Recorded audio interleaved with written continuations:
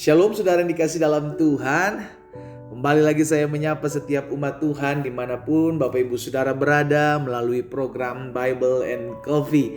Saya bersyukur kalau program ini boleh menjadi berkat bagi umat Tuhan dimanapun Bapak Ibu Saudara berada. Karena saya percaya di dunia di mana kita hidup adalah dunia yang semakin hari semakin jahat. Alkitab jelas katakan dunia sedang lenyap dengan segala keinginan. Tapi orang-orang yang mengandalkan Tuhan, orang-orang yang tertanam dalam firman Tuhan akan tetap hidup dan mempermuliakan nama Tuhan.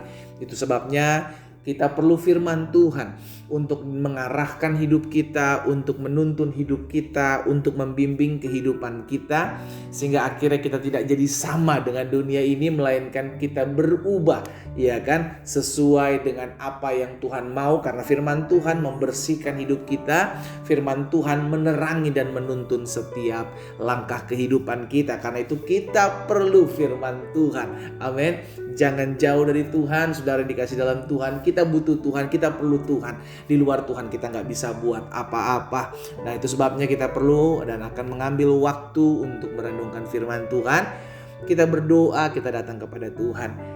Bapa, dalam nama Yesus kami mengucap syukur buat setiap anugerah Tuhan, buat setiap kasih setia Tuhan dalam kehidupan kami.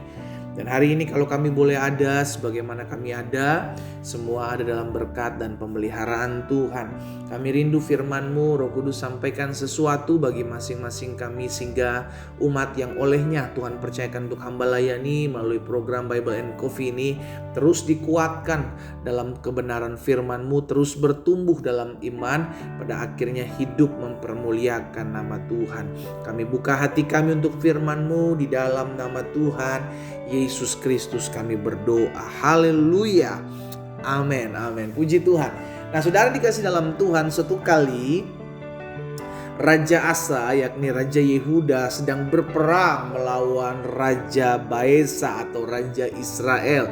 Sehingga akhirnya Raja Asa ini merasa, saudara dikasih dalam Tuhan, Raja Yehuda ini merasa perlu minta bantuan kepada Raja Aram, gitu kan, Raja Aram Ben-Hadad. Itu sebabnya ketika Asa atau Raja Asa, Raja Yehuda ini mengambil keputusan ini, seorang pelihat Hanani itu datang menegur Raja Asa. Di dalam 2 Tawarik pasalnya yang ke-16 ayat 7 dan ayat yang ke-8. Dia bilang begini, pada waktu itu datanglah Hanani pelihat itu kepada Asa Raja Yehuda, katanya kepadanya, karena engkau bersandar kepada Raja Aram. Karena memang saudara dikasih dalam Tuhan, pada saat itu dia sangat memerlukan pertolongan Raja Aram untuk mensupport dia, untuk memberhentikan pasukannya, ya kan, memberikan bantuannya kepada Raja Israel Baesa ini. Sehingga akhirnya dia menyogok, saudaraku, Raja Asa ini, Raja Yehuda ini menyogok Raja Aram, meminta pertolongan kepada Raja Aram. Sehingga akhirnya ditegurlah oleh pelihat itu kepada Asa. Dia berkata, karena engkau bersandar kepada Raja Aram dan tidak bersandar kepada Tuhan Allahmu, oleh karena itu terluputlah tentara Raja Aram dari tanganmu. Ayat 8. Pelihat ini mengingatkan kembali, Tuhan kembali memakai pelihat ini untuk mengingatkan peristiwa yang pernah Raja Asa, Raja Yehuda ini alami, saudaraku. Di ayat 8 dia bilang begini, bukankah tentara orang Ethiopia dan Libya besar jumlahnya, kereta dan orang berkudanya sangat banyak, namun Tuhan telah menyerahkan mereka ke dalam tanganmu karena engkau bersandar kepadanya. Dan teguran ini akhirnya membuat Hanani pelihat itu akhirnya dipenjara, saudara dikasih dalam, karena marah. Siapa yang marah? Raja Yehuda ini gak terima ditegur.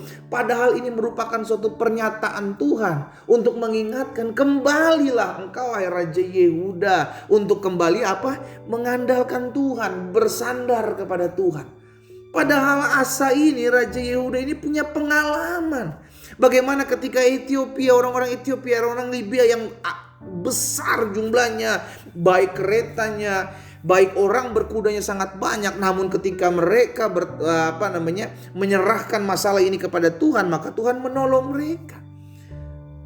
Akhirnya ditegur. Itu sebabnya hari ini melalui kebenaran firman Tuhan ini, saudara dikasih dalam Tuhan, kita diingatkan, apapun yang kita hadapi hari-hari ini, apapun yang sedang ada dalam kepergumulan kehidupan kita, ayo Tuhan mengingatkan setiap kita, Dia dapat diandalkan. Amin.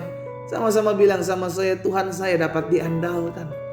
Dia Allah yang tidak akan pernah mempermalukan orang-orang yang percaya, orang-orang yang berharap, orang-orang yang bersandar kepadanya. Mungkin sebagian kita berkata, tapi pendeta sampai saat ini saya belum lihat pertolongan datangnya daripada Tuhan.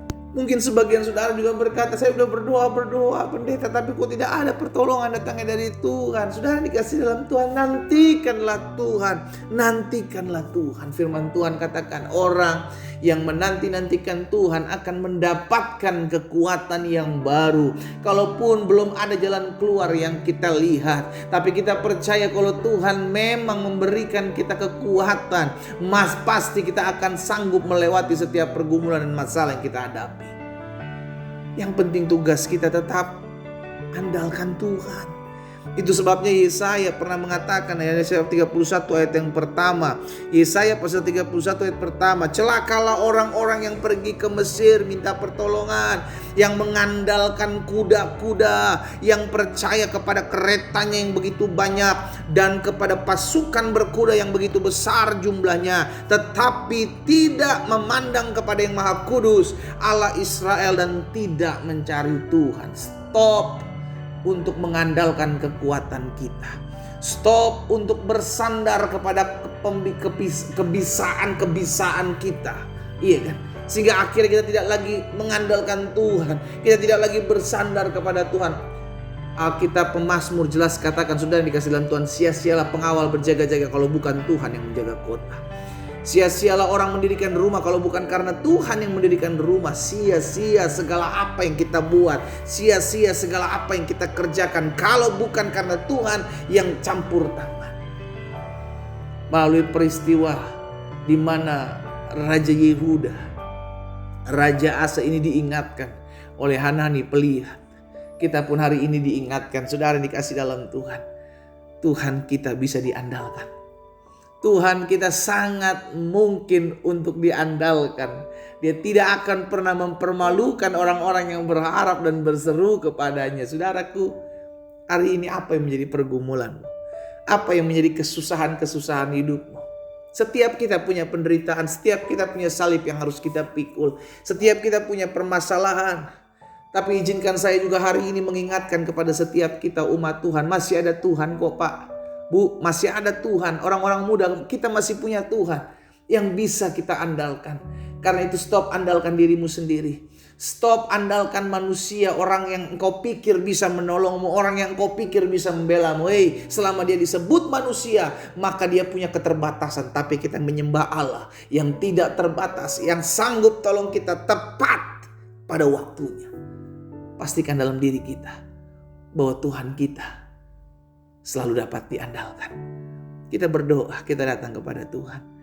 Bapa, terima kasih. Hari ini kami diingatkan dalam peristiwa di mana Tuhan menegur Raja Yehuda melalui Hanani pelihat itu. Dan hari ini kami diingatkan untuk selalu bersandar kepada Tuhan. Ampuni kami kalau selama ini kami bersandar kepada kepintaran kami bersandar kepada kekayaan kami. Ampuni kami bersandar kepada kekuatan kami bersandar kepada rekan-rekan bisnis kami bersandar kepada manusia dan kami lupakan Tuhan. Tapi hari ini kami diingatkan, dari Tuhan kami dapatkan segala sesuatu, dari Tuhan kami dapatkan kekuatan, dari Tuhan kami dapatkan segala yang baik, dari Tuhan kami dapatkan penghiburan. Itu sebabnya biarlah firman termaterai dalam kehidupan kami. Kami hanya memandang Tuhan karena kami tahu pertolongan kami datangnya daripada Tuhan. Di dalam nama Tuhan Yesus, Allah berdoa buat umatmu dimanapun mereka berada. Tangan Tuhan meneguhkan mereka. Tangan Tuhan menguatkan hidup mereka. Sehingga setiap mereka hidup dalam kebenaran. dan kebenaran itu yang memerdekakan hidup mereka.